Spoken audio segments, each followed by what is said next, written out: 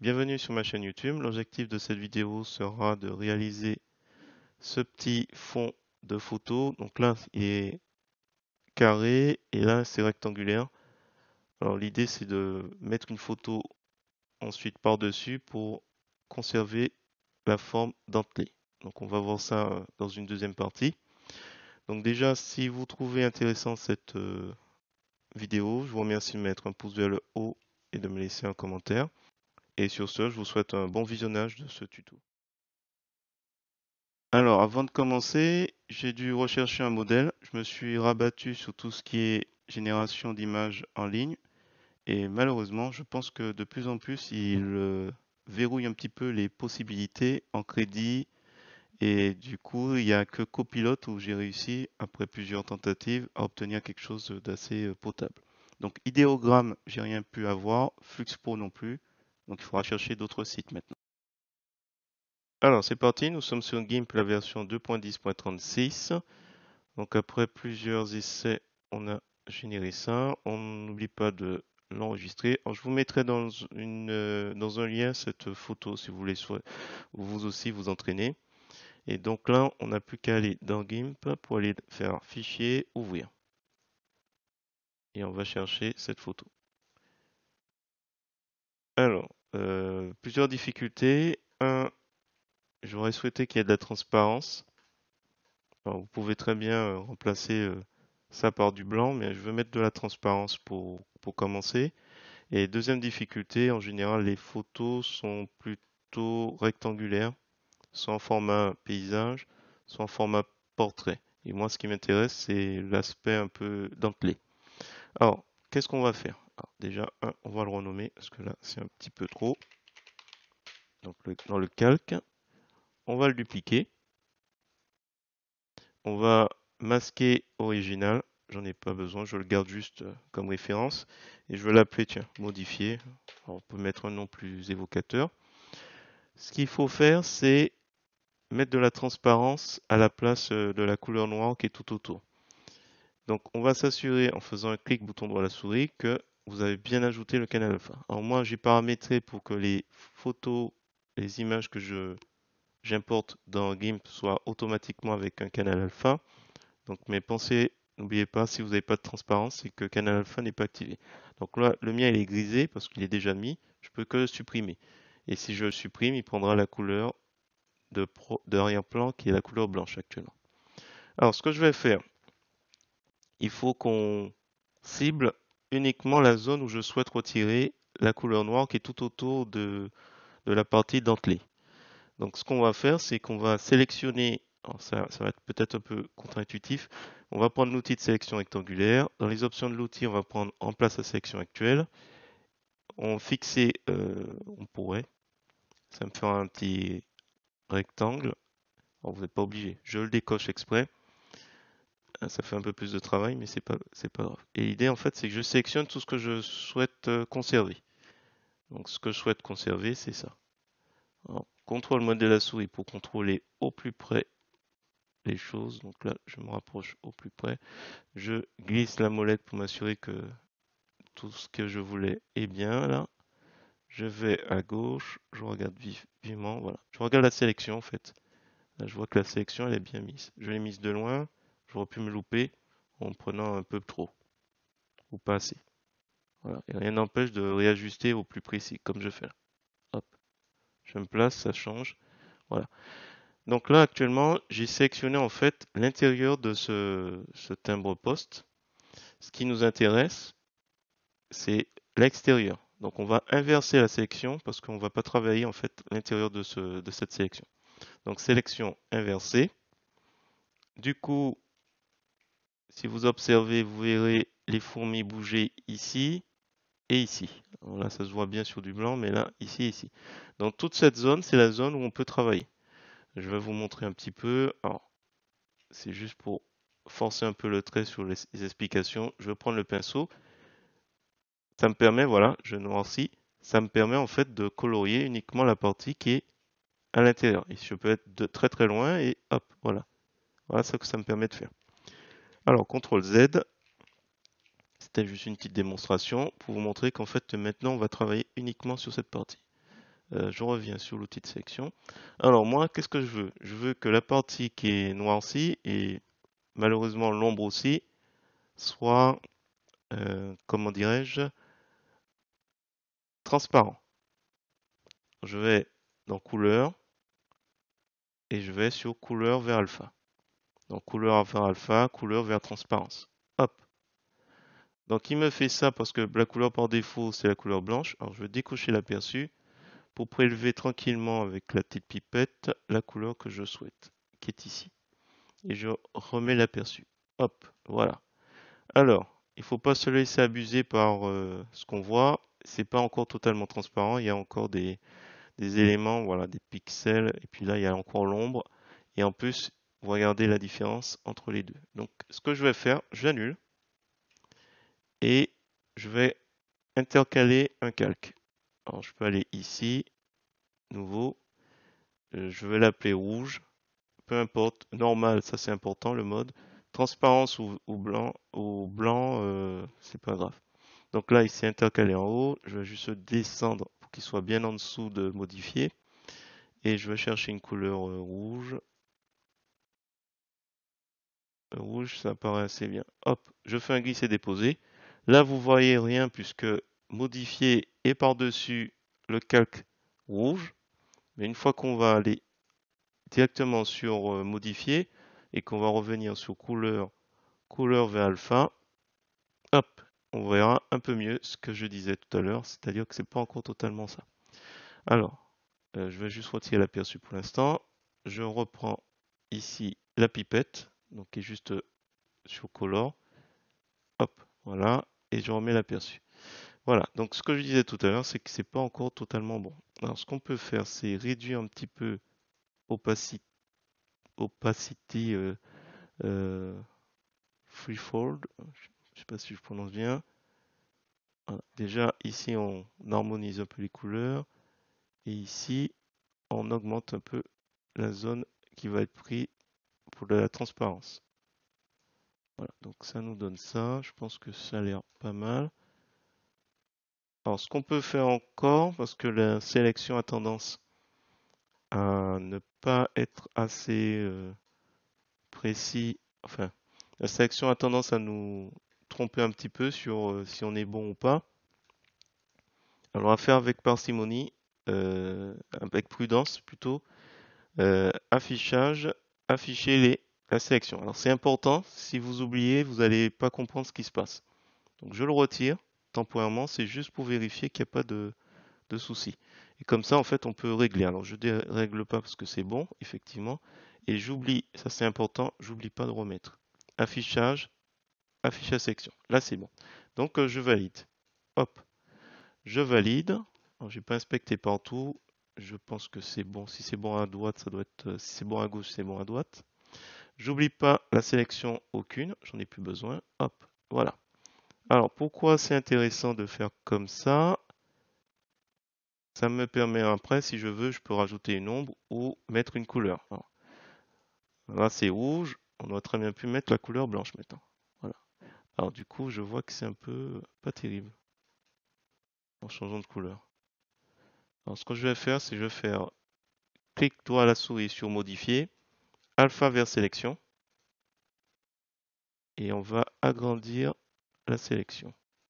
Je vais réduire la sélection d'un pixel. Voilà, comme ça il va entrer. Alors j'hésite sur deux méthodes. Soit je vais inverser la sélection, je vais faire un essai avec flou gaussien et si possible le mettre à 1. Attends, si je reviens. Bon allez, valider. Je vais faire juste le flou. Alpha vers sélection. Je vais inverser la sélection. Alors, si je souhaite, je peux ajouter un adoucissement de 1 pixel. Et j'appuie sur Supr. Ok, c'est juste pour que ce soit pas trop abrupt comme tout à l'heure. Alors du coup, on n'oublie pas d'enregistrer. Donc soit vous faites CTRL S, soit vous faites enregistrer sous.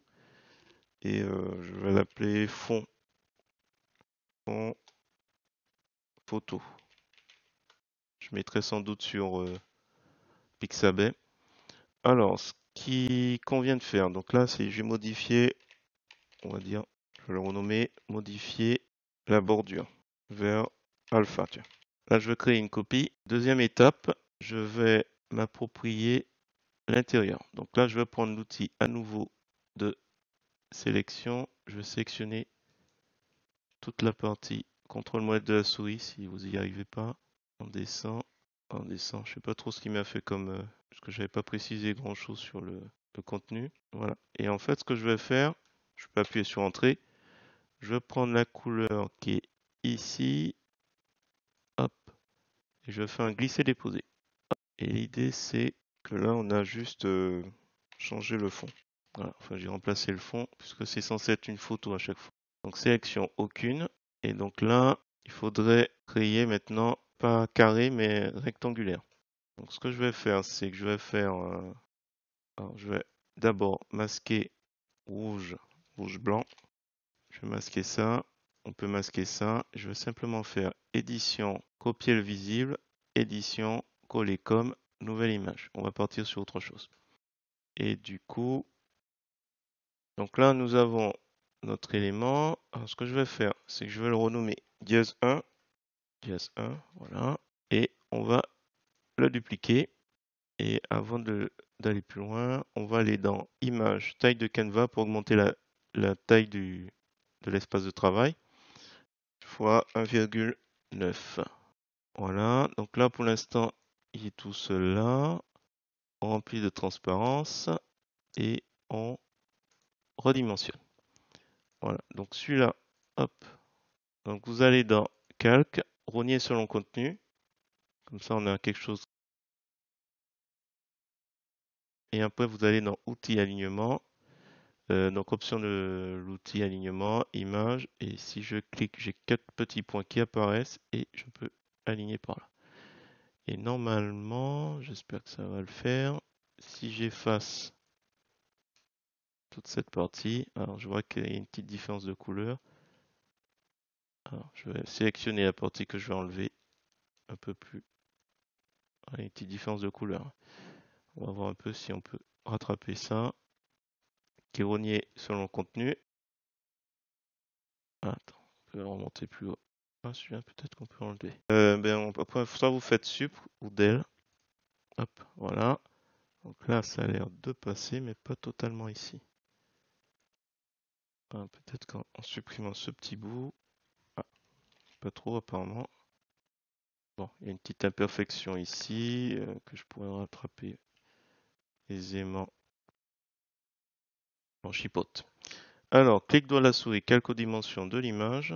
Et on pourrait fusionner si j'avais pas ce petit truc là qui est pas totalement bon. Donc, CTRL S, fond photo dentelé, bord dentelé. On va mettre rectangle. Je mettrai sur Pixabay, comme ça, vous allez pouvoir en profiter. Donc là, normalement, il devrait être possible après de mettre une photo. Poser une photo là, tranquille. Attendez, on va regarder un petit peu ce que ça donne. Alors, il y a des zones qui sont un peu claires aux bordures. Ça peut éventuellement passer. Puis il y a d'autres endroits où c'est pas... Ouais, ici c'est un petit peu trop... On va essayer de rattraper ça. Ici c'est un petit peu trop foncé, trop sombre. Alors ce que je vais faire, c'est que je vais prendre l'outil ici de correction par couleur et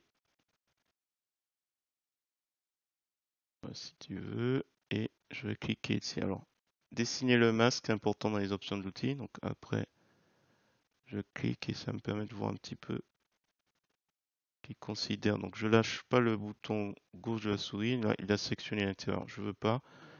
Alors, hop, je recommence. Hop. Est-ce qu'on peut rajouter? Ah bon, je pense qu'on les a à peu près tous. Donc là, j'ai changé de mode. J'ai cliqué une première fois et puis j'ai vu qu'il y avait peut-être des éléments qui devraient être aussi en pixels intégrés. J'ai rajouté. Et du coup, ce que je vais faire à nouveau, faites vraiment attention à ça, sinon vous allez avoir des surprises. Je vais afficher la sélection, je vais le décocher. Donc là, on a l'impression qu'il y a plus de sélection, mais en fait, il est juste masqué. Et après, je vais aller dans couleur, coloris. Et l'idée, c'est de prendre ici la pipette. Donc, je vais prélever la couleur d'ici. Et du coup, jouer un petit peu. Alors, peut-être en abaissant, voilà. On abaisse pour ne plus avoir cette délimitation. Je joue sur la saturation. Ah, attendez, aperçu avant, après. Pour avoir quelque chose d'un peu plus clair, je vais prendre un petit peu de recul. Donc sans l'aperçu, avec l'aperçu. Et je vais faire OK. On va valider. On va valider et on va pas oublier dans l'affichage de remettre. Ça c'est vraiment important. Hop. Donc on a une sélection et je vais voir si je peux pas. Donc sélection aucune. Qu'est-ce qui se passe si je prends l'outil de flou, par exemple ici, flouter. Il faudrait que je fasse comme tout à l'heure, alpha vers sélection. Et cette fois-ci, je réduis de 3 pixels peut-être. Ah non, je vais agrandir un petit peu. Donc là, je suis vraiment à l'intérieur de mon élément et je vais flouter l'intérieur. Pour que ça passe. La transition, on va réduire un petit peu. Ah non, à 50, c'est bon. Valider, sélection aucune. Voilà, donc là pour le coup, c'est fini, toutes les manips. Et juste pour rappel, si je fais fichier nouveau et que je mets en centimètres, une photo c'est 10 par 15. Attendez, 15, 10. Voilà. Et du coup, ce sera plutôt dans ce format-là. Donc là, il n'est pas totalement bon. Alors je vais faire un essai juste pour voir. Copier le visible. On va mettre coller comme nouveau calque. Donc là, ah si, il est beaucoup plus grand. Alors, je vais le redimensionner. Donc là, si je joue sur la taille de l'image, donc en centimètres, on est à 51 cm par 27. Alors une photo, c'est 15 par 10, hein. Voilà. Bah écoutez, je vais m'arrêter là. Je vais mettre cette photo, donc je vais l'exporter. Hop, on va l'exporter en PNG. Et puis je vais l'agrandir, enfin je vais le transformer encore un peu. Et puis je le mettrai sur Pixabay. Voilà. Si vous avez apprécié cet exercice, je vous remercie de mettre un pouce vers le haut et de me laisser un commentaire. Et sur ce, je vous dis à bientôt pour d'autres tutos sur GIMP, LibreOffice ou GMIC.